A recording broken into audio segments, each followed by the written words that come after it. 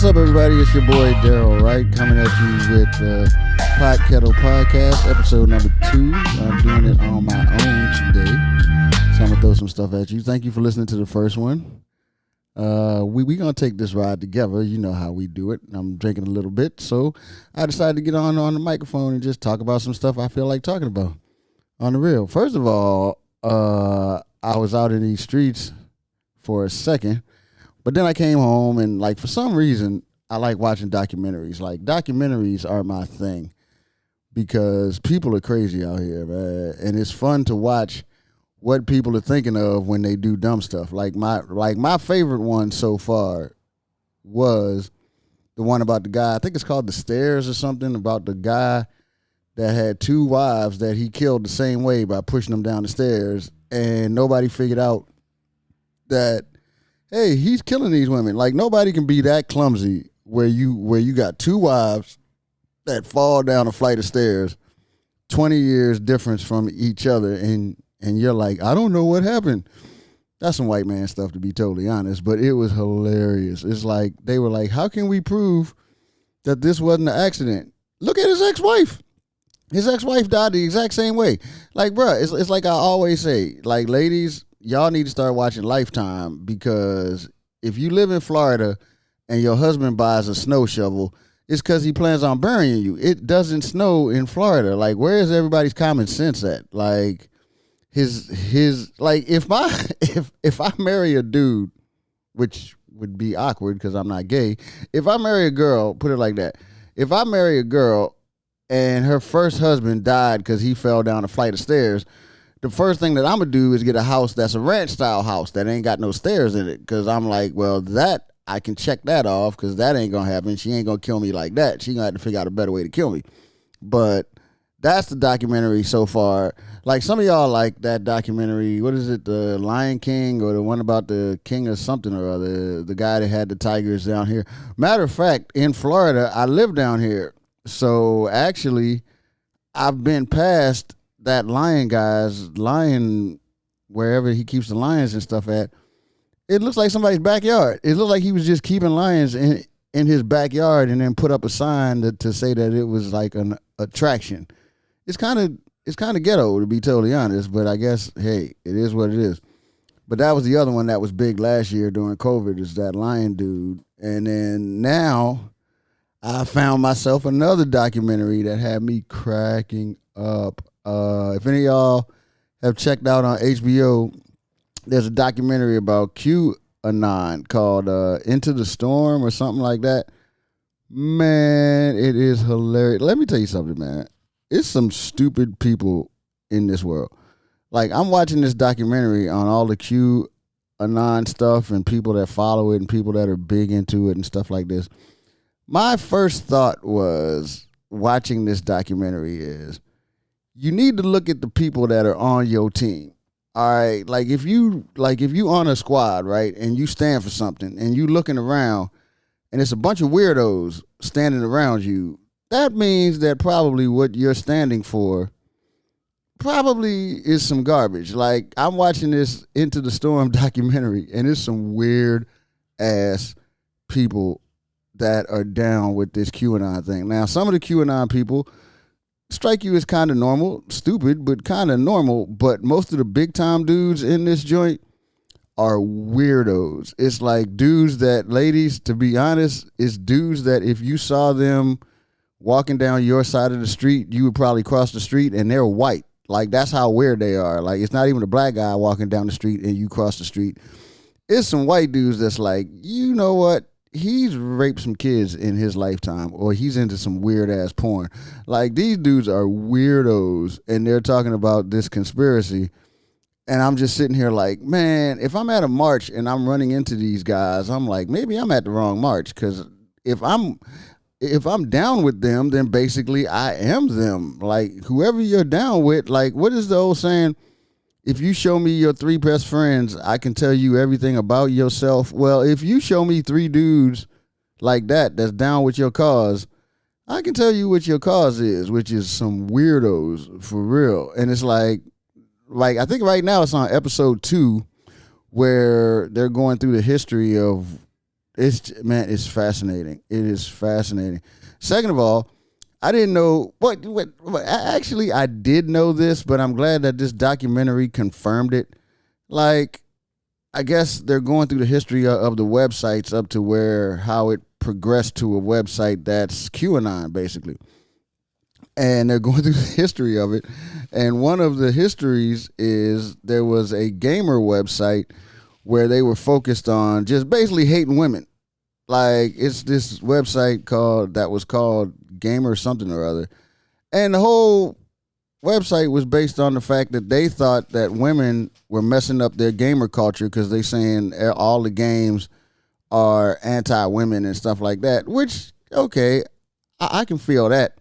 But they were going hard back at these women, and I'm like, I'm looking at the guys that ran the website, and I'm like, they're going hard at women because they ain't getting no pussy. Like, this is an obvious sort of situation where, bruh, you ain't getting no ass, so you're mad at women, period. And you started this website where a bunch of other motherfuckers ain't getting no ass, and they just get to vent about women because they ain't getting no ass. And the one dude that was like the head of this gamer website, man, he looks like every mass murderer that you've ever seen. And they had him on there, and he's playing a video game as they're trying to interview him. I'm like, bruh, that's too serious, bruh. You are taking this shit a bit too seriously where they're interviewing you and you still playing a game. That's it, bruh.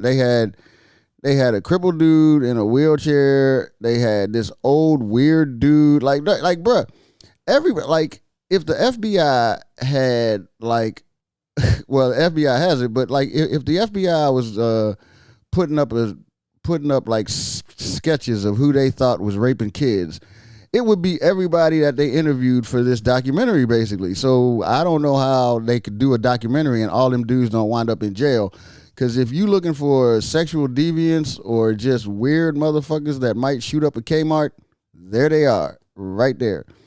And I'm sitting here thinking, like, that's why conspiracy theorist websites are anonymous, is because if you saw who was putting out the information, you would feel like a jackass for listening to them. Like, you don't even some of y'all go to Starbucks and see somebody that look like that and don't even like getting your coffee from them, but you gonna listen to a conspiracy about how there's a pizza parlor in Washington where people go and eat children, which makes no damn sense. It's like, if you're gonna eat a child, you would get a child from Chinatown. You don't get it from a pizza parlor in fucking Washington, D.C. Chinatown sells everything. And I ain't saying that Asians sell kids. I said Chinatown. And if anybody's been to New York, it's more Italian people selling knockoffs in Chinatown than it is Chinese people. So don't give me that stop Asian hate bullshit. I'm just saying, you ain't gonna find a place to eat kids in Washington, D.C. I'm from D.C., and it's a lot of kids in D.C. running around fucking up traffic. So if they eating kids, they haven't eaten enough of them because the traffic is getting fucked up in D.C. So y'all need to dine a little bit more often if you eating kids, which they're not. So for real. But watching this documentary was hilarious. I'm not going to lie. And then I had drank a little bit, so I was really concentrating on it. Man, bruh, why is every conspiracy so angry at women?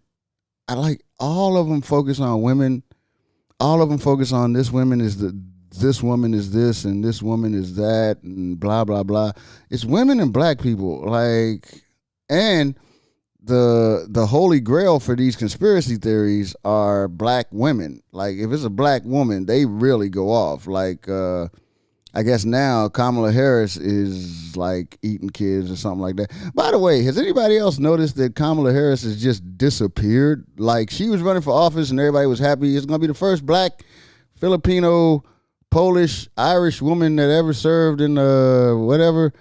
And now I don't hear nothing from her. It's like she disappeared, which tells me being the vice president is a worthless job, because if you can make a black woman disappear and you don't even hear her voice, that job sucks. Like, basically being the vice president is awful, Because you can make Kamala Harris disappear. I haven't heard shit from her. I haven't heard what she's doing.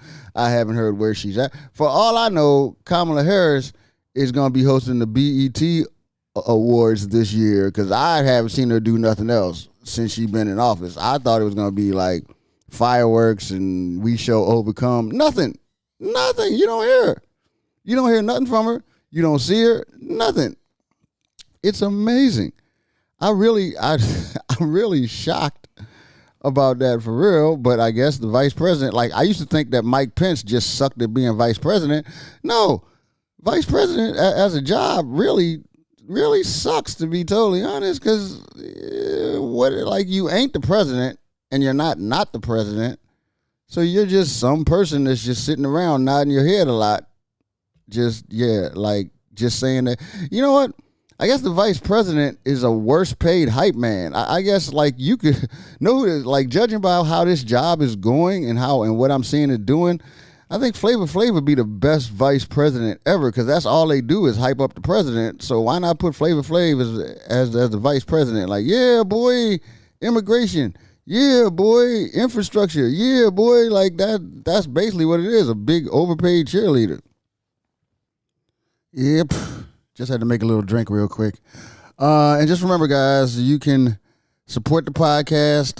You can go to my Cash App, which is $, capital DEE, capital WRIGHT 19. That's my Cash App. And I think it's a Venmo or something like that. You can go to that, Daryl-Wright-11 on Venmo. And just hook a brother up because I need supplies. I need a camera. I also need some vodka. As you can see, I made a little drink. You can hear it right there. But know what else that I've realized, man? I've also realized at a certain age, you either are stuck in your ways or you kind of figure out that you can work with some stuff. And I'm kind of proud of myself because I figured out that I'm not as stuck in my ways as I thought I was. I think I'm loosening up as I get older. And I can use as an example, UFC and trap music. Those two things. I realized that as I got older, you know what? I can deal with it. Because growing up, I always was a boxing fan. I love boxing. And then I saw UFC coming into the mainstream, and I'm not going to lie, I didn't get it. Because where I'm from, you fight with your hands. You don't be kicking. Women and stuff kick dudes during fights and stuff. And I always saw UFC as, I don't see the skill. I don't. It's just a bunch of brothers just beating and kicking. Now, I do like seeing people get knocked out. There's nothing funnier than seeing people get knocked out, which is always a good thing. But UFC, I always thought was like, they also get to kick people in the head and kick people in the stomach, and that's kind of weird. So for a while, I was really adamant that this UFC stuff is cool, but boxing is the move. It's the sweet science. It's like, boxing is just so, I used to just think boxing is just so much more superior than UFC. And I was stuck in that. Don't tell me nothing about no UFC fighter having skills. I don't want to hear it. They get to kick people. So that doesn't count as if you're just using straight hands and breaking somebody down. But over the years, as I started watching UFC more, and I started seeing people get knocked the fuck out, which is entertaining. When you see somebody get kicked in the head and go to sleep, that's funny. And the more I watched it, I'm like, okay, cool. All right, I guess it's cool. But, I still was boxing. But then gradually, as more people started getting knocked out in different ways, I was like, yeah. Okay, this can't be that bad. I mean, seeing somebody go to sleep is always fun. And it's nothing more fun than the other day I was at the grocery store. Well, not the grocery store, just the corner store, and I saw somebody get knocked out in a car in the driver's seat. It was just two brothers. They was arguing, and one dude was in a little black Jeep Isuzu looking, one of those new black. It's like an SUV, but it's a little smaller, but it's a little bigger than a Sidekick. It's those are pretty cool cars. But they were arguing, and it seemed like it was just a regular, who's better, Jordan or LeBron James type of argument. And then bam, the dude, like, it takes skill for somebody to be outside of a car, punch through the window. I mean, the window is down, but you punch through that little hole, and you hit somebody in the jaw so well that they in the driver's seat, and then they slump over to the passenger seat because you knocked them out, so they slump over.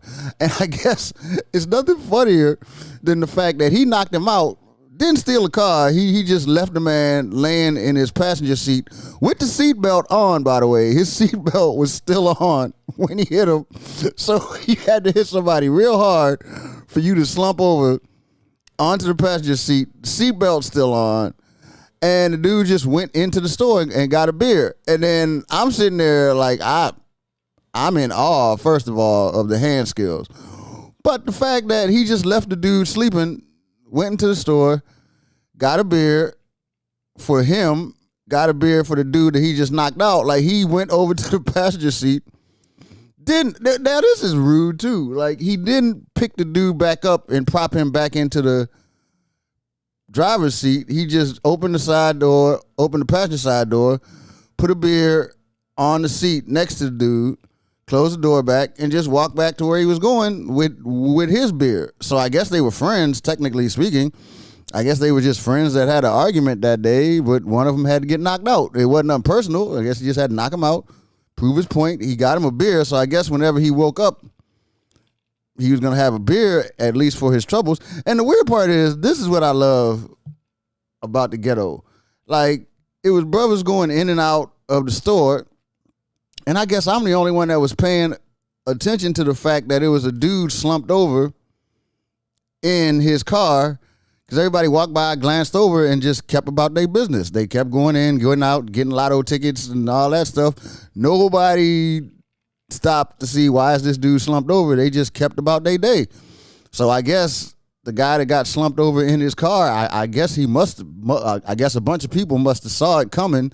Like, this dude gonna get knocked out by somebody sooner or later. So I guess it wasn't much of a surprise to see him slumped over in his SUV.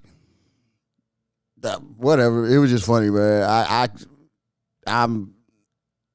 Anyway, but where was I? UFC, yeah. But UFC, like, and then as I started watching it a little bit more gradually, because everybody that I know is like, UFC is the shit, UFC is the bomb. And I'm like, boxing is the bomb. But as you get older and as you get less into your ways and stuff, you know, to be honest, I'd rather see a great boxing match than I would a great UFC fight. But I'm not going to piss on UFC like I used to. Like, I can watch a UFC fight and I'm starting to see, like, dog, these guys got some skills. Personally, I like UFC fighters that got their hand skills. Like, the whole wrestling thing, I know it takes skills, but I still like seeing UFC dudes with like good hands, you know what I'm saying? Like, just popping somebody in their head and they go to sleep. I do like that, but, you know, seeing somebody get kicked in the stomach and fall down is fun too, because at the end of the day, it's still getting knocked the fuck out. So, hey, you can't really argue with how it happens, because the laughter comes when you see somebody slobbering on the canvas. So, but I think in a way, I'm proud of myself because I've opened my mind to the fact that I might not like it as much as something else, but that doesn't mean that I have to hate it completely, which goes to trap music. Man, look, I'm sorry. I don't get the trap shit. Like, I'm a rap fan. I'm old. I'm one of them stuck-up rap fans. I'm Biggie. I'm Run DMC. I'm Tupac. I'm Tribe Called Quest. Bruh. That's what my thing is. But, like, so this trap music stuff, I guess it's rap. I guess. I don't know. Whatever. I ain't gonna get into that. But at first, when I was first hearing this shit, I was like, dog, okay. First of all, I don't get, like, how do you chill with a woman listening to this shit? Like, when I'm listening to it, all I hear is, how many times can you slap a girl with your dick? How many girls can you drug at a club? How many niggas can you shoot in one day? I mean, it's only 24 hours in a motherfucking day. So if every song is about shooting some other nigga, goddamn, like how many, like, bruh, either the police is, I don't know, like they done killed a lot of niggas, then put their dick and slapped a lot of bitches with it. I just, dog, can we talk about something other than that? Like, that's all I used to hear from that trap music shit. And to be honest, I was just like, okay, dog, I'm old now. I really thought I was old now, and I'm the dude that's like, that's not music. Fucking Tribe is music. Fucking, that's what I thought that I had graduated to in my life, is the bitter old dude that's like at the picnic. Plus the fact that I'm just thinking, growing up, like all of us growing up, we used to listen to certain songs with our parents, and they're still in our head. Like, some of y'all know that I love country music. That's because my dad would go fishing and he would listen to country music. So that started my love of country music. And my aunts and stuff, they loved Anita Baker, Mary J. Blige, stuff like that. So that type of music stuck in my head. And even to this day, when I hear certain songs, it reminds me of my childhood and good times that I spent with my dad as far as country, or spent with my aunts and my mom. When you hear Mary J. Blige or Tony Braxton or something like that, and I know all the words because that's what they would listen to, so I'm like, that would take me back to my youth. And I tend to think, what are kids in 20 years, what's going to bring them back to their youth? Wet ass pussy or motherfucking, I got two phones? Like, yeah, I remember going to the store and my mom used to jam wet ass pussy, and that just brings back good memories. Like, I don't know how that shit's gonna work. I guess it's not my business, but hey, that's another conversation for another day. But what I can say is, I was dead set on hating this shit. Like, I don't want to hear it. Fuck it. Don't play it. Whatever. And then, of course, like anything else, gradually, I listened to some different variations of this shit, and I'm like, okay, all of it's not bad. I'd rather not hear it all goddamn day and get a migraine. But if you throw on somebody like Rod Wave or the guy that died, Pop Smoke, I like him now. I like Rod Wave stuff now. Like, I can pick out some guys from this newer type of rap that I'm like, okay, I can fuck with them. This is all right.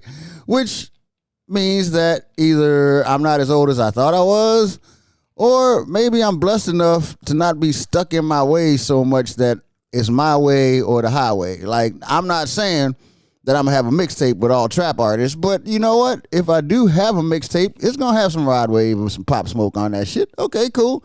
Some Kendrick. Well, Kendrick doesn't count as that. But, I mean, y'all know what I'm saying. It's like, I'm going to have some shit on there. That'll work.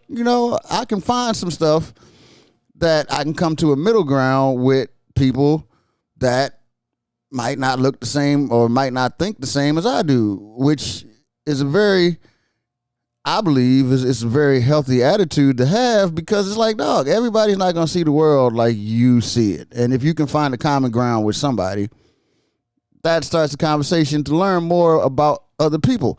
But what I will tell you is this. If it's a dude my age and all he listens to is that trap shit, run, because that nigga's crazy as hell. There's no way a 40-something-year-old man, all he plays all day long is trap music. That's fucking insane. Like, dog, what the hell is wrong with you? Your ass is trolling for 20-year-olds, and your ass is too old to do that. Like, somebody my age that's all they play is that trap shit, nigga, you got gray hair on your nuts. Let it go. Fuck a grown woman. Why you want to fuck with the like, dog? That's another thing that I do not understand. Man, that goes back to the documentary thing, which I watched it. I just said I watched another documentary that a lot of people have watched, and it's that Mia Farrow and Woody Allen documentary. Now, I have to admit, right? I thought, because I don't study what I watch, I'll just put on something that's a documentary. That shit was popular, so I just put it on. So I didn't know what I was stepping into for real. I just was like, okay, Woody Allen, Mia Farrow. I always wondered what happened to her. because I'm old enough to remember her. I always wonder what happened to her, and I was wondering how she would take it that a dude is marrying his stepdaughter. So I thought that would be kind of cool to see shit from her from her point of view. Little did I know that Woody Allen was fucking his 7-year-old daughter, allegedly. But dog, man, look, that motherfucker was fucking his 7-year-old daughter. I don't care what nobody say, but he was fucking his 7-year-old. Like, that's insane. And it's like, man, look, y'all know how I feel about pedophilia. I don't understand it. First of all, I don't like it. It's creepy. I don't understand it. But the thing that tripped me out was how Hollywood could have the audacity to think that he didn't do it. You married your stepdaughter, which tells me that you creepy to start off with. So once I find out that you creepy, nothing else really surprises me. Like, you gotta understand, Woody Allen married a girl whose diapers he's changed, whose underwear that he has washed as a teenager or as a infant or as a, like, dog, you married someone who you had to go out and buy their first tampons for, possibly. Like, that's insane. That is fucking insane. And you married this bitch. So how is it a further step from saying you married a girl whose diaper you changed to saying, oh yeah, by the way, he fucked his 7-year-old daughter? How is that a stretch? Like, I don't believe he fucked his 7-year-old, but he would marry a girl whose diapers he changed. Like, how? That's not even a stretch to me. But what really tripped me out was the fact of, which is sad, but when his daughter, I guess her name is Dylan or whatever, was describing her dad fucking her, bruh. Okay, let me preface it with this. I'm not King Dingaling. You know what I'm saying? I'm not slinging a foot of dick or nothing like that. You know, I guess I do all right. I haven't had many complaints other than girls that can take a fucking battleship up their ass. But other than that, I'm all right. You know, I'm not slinging this fucking I'm not slinging this microphone stand, but I do all right as far as dick slinging. But bruh, how little is your dick where you got, dog, you're fucking a 7-year-old. How is that fun? Like, at the age that I'm at, I don't even like fucking girls that I can't enjoy having sex with a girl that can't take no dick. Maybe it's just me, but if I've done it in the last 2 months. I had the occasion to have sex or try to have sex with some girl, and every time that we got started, it was hold up, fuck it. I got up and left. I'm like, dog, I'm not here for this. I'm not here for sex training. I'm too old to go through this shit, man. Like, if you can't take no dick, then we don't need to have sex together. So, bruh, I need to find somebody that, look, when we're about to have sex, let's do our stretches, because I'm old. I'm not trying to cramp up. And let's get to this. I'm not trying to and that hurts and take your time. No, fuck it. Let's get down to business. Fuck that. Which goes back to pedophilia. Like, dog, how is that enjoyable at all when you as a grown man are trying to stick a dick in a 7-year-old? I can barely stick my dick in most 35-year-olds without getting pissed off. And here you are trying to mess with a 7-year-old. That's insanity. That is some little dick. Bruh, that is some little dick shit. Little dicks is a problem, people. We went into coronavirus, and I'm not the only one that thinks this. I know a lot of women think it. You won't tell your husband this. But, bruh, little dicks is a problem. We all aren't blessed, but we can work with it. It's plenty of motherfucking adult shops. Like, if you ain't slinging dick like that, go buy a fake dick, strap it on, and fucking give your girl what the fuck she wants. Like, dog, cool. Make it happen. This is the land of ingenuity.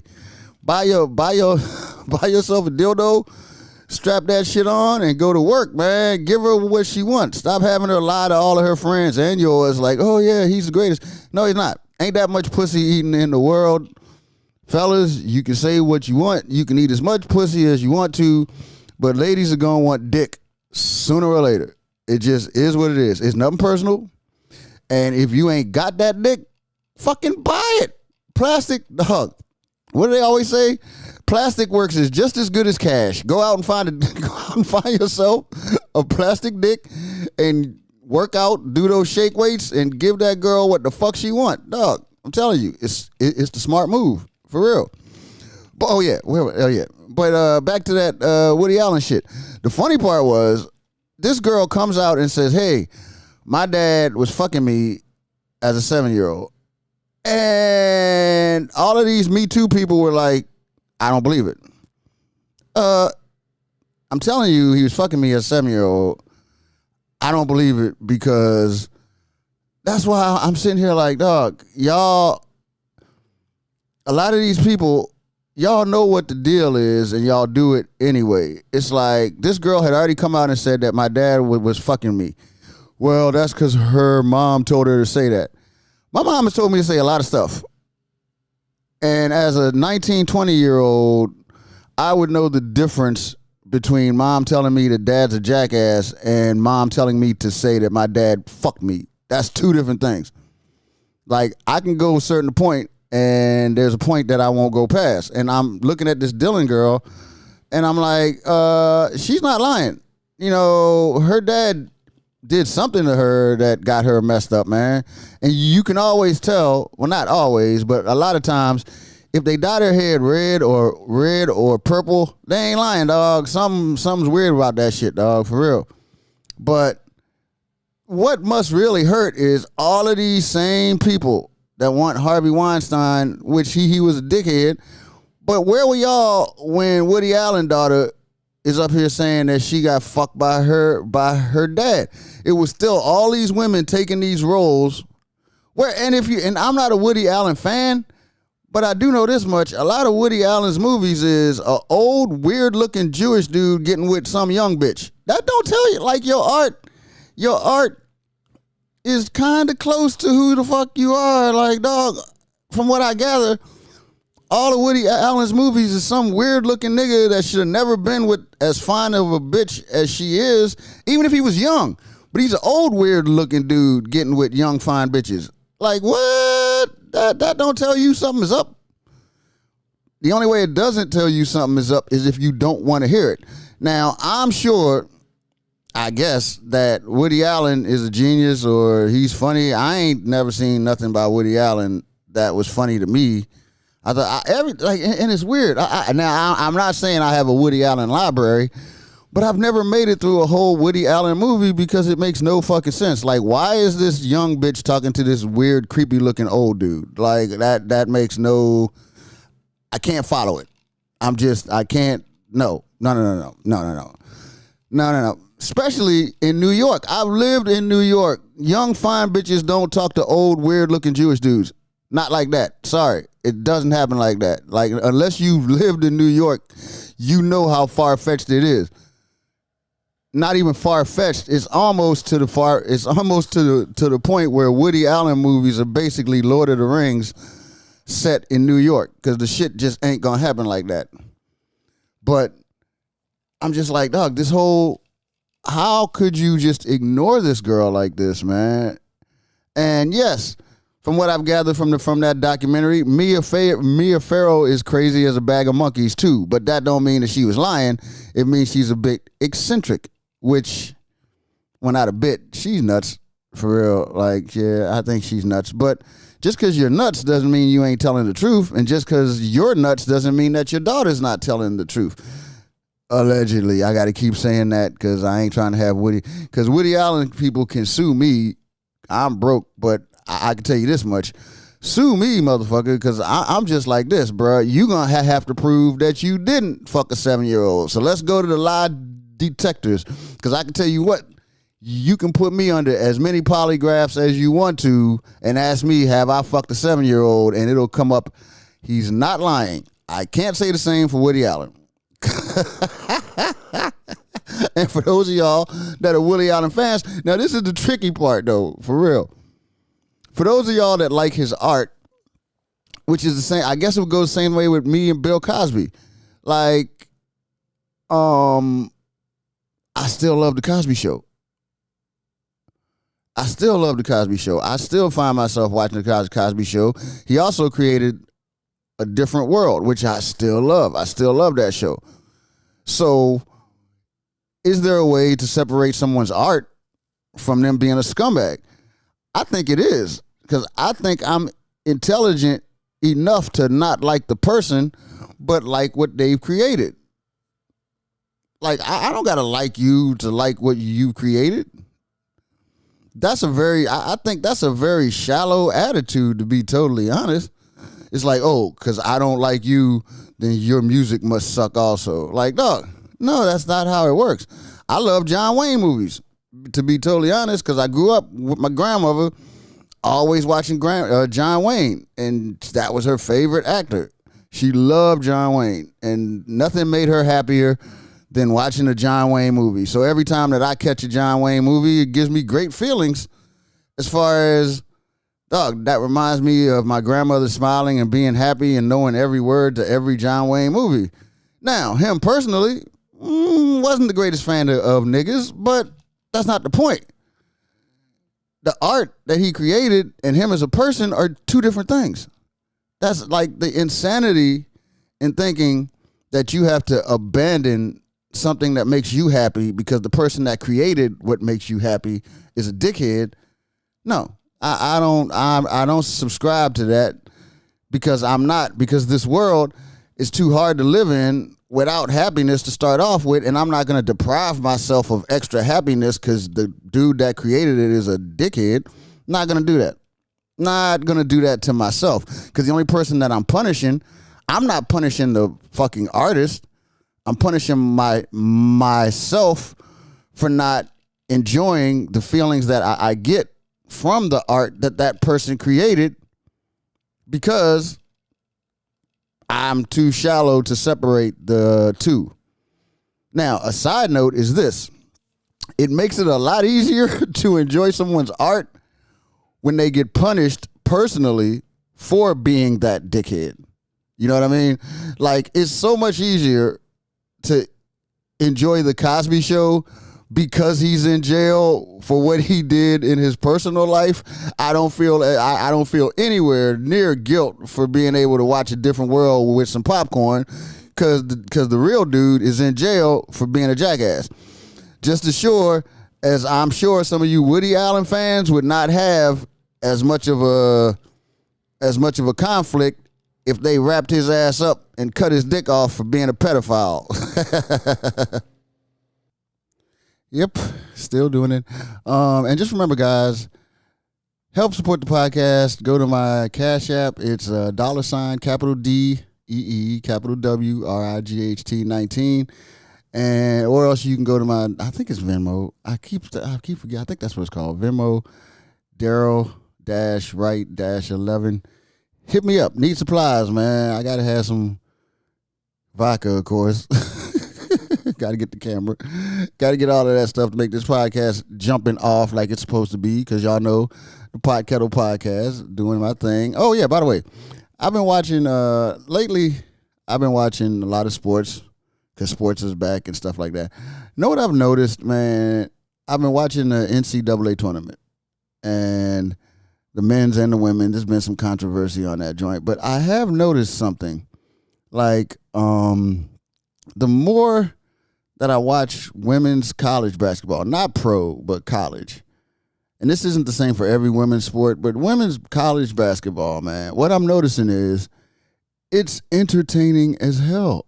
I used to think that, it's all right, but it's not the same, But if you watch women and men's college basketball, it's just as entertaining as the other. Like, women's college basketball this year, to me, is just as entertaining as men's college basketball, but it's one key thing that's missing that allows me to say, holy shit, this is pretty cool.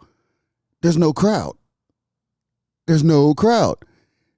If you just watch the basketball that's being played by women and men, it's as entertaining as the men's.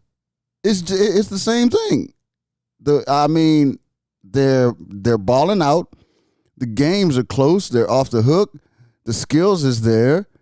It's funny because when you take the crowd away, because it's like you can judge for yourself of what you're watching without a bunch of people telling you, well, this is different, or this isn't the same, or this is better, or this is worse.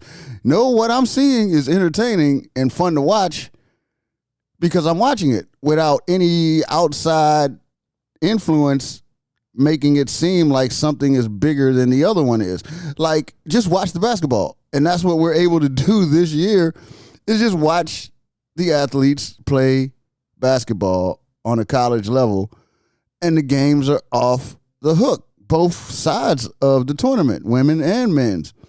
And it's funny because I never had a chance to take away the outside noise and just watch the game. Like, if you watch the men's game under normal circumstances, it's bigger crowds. It seems like it's more exciting because it's bigger crowds, bigger venues, bigger everything for the men's tournament than it is for the women's tournament. But when you take away all the pomp and circumstance and just watch a basketball game, dog, it's the same thing, except for it's women playing and men playing, but it's the same thing. And it's just as entertaining. And it's funny how outside noise can make something seem like it's not. And I guess that goes with a bunch of stuff. I guess that's why PR is so important to stuff. That goes to anything in any industry. Like, if somebody keeps telling you this is bigger, this is better, this is big, okay, I guess it's bigger and better. Or this is different than this, or this is like, personally, I brought a Walmart brand of everything because it's the same thing. Like, I buy Walmart brand Frosted Flakes, Walmart brand whatever. It's the same thing to me that I've noticed, probably because I'm cheap, but also it's not that big of a difference, whereas though it's going to change my life. So why not spend $3 extra for Walmart Weedos instead of buying Cheetos? It's like, bruh, it's still orange. It still leaves stuff on my hands, and I still eat it whenever I'm drinking. So what is the difference? I don't get it.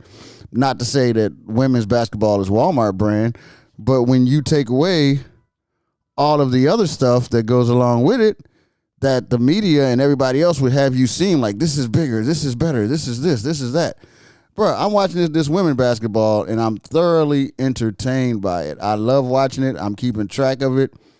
I'm watching, bro, it's fun to watch. And it's like, I wish a lot of things in life were like that. Like, take away the outside noise and just let people watch and judge for themselves without, like, the outside stereotypes of what it is, and just watch and just enjoy what is going on. I'm surprised at myself, man. I got the schedule down pat of when the when women are playing. Like, dog, I got to be home for this next game. I got to be home for this game because I want to see the dog. It's fun, and let me tell you something, man.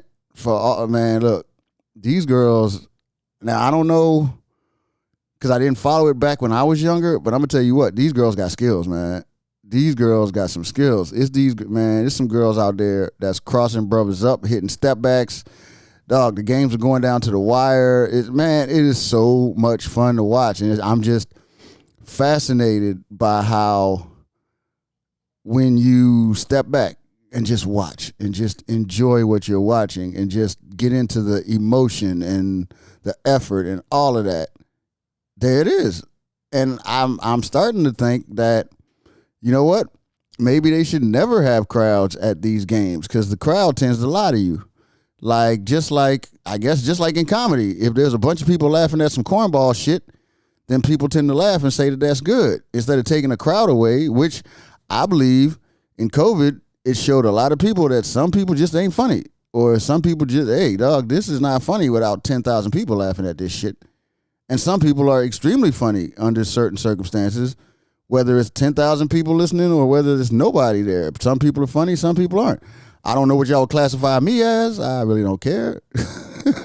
But it's really cool to get the opportunity to step away from the outside noise and just enjoy what you're watching. And on that note, I hope y'all enjoyed this podcast. It's the first one I've done on my own. I think this is pretty cool. I had fun doing it, for real. And just remember, hit up my podcast, hit up potkettlewright at gmail.com. Send me some questions and stuff that you might want me to talk about, or just say hello. And remember, subscribe, Daryl Wright on YouTube. Podcast will be coming out consistently this time, because I'm doing it the right way this time. I'm putting them out consistently. I ain't going to leave y'all hanging because y'all want more.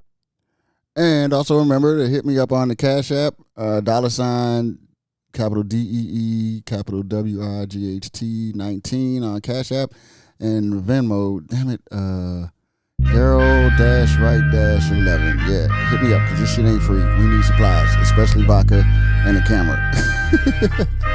All right, guys, I've enjoyed myself. I hope y'all have enjoyed listening, and I will see y'all. Deuces.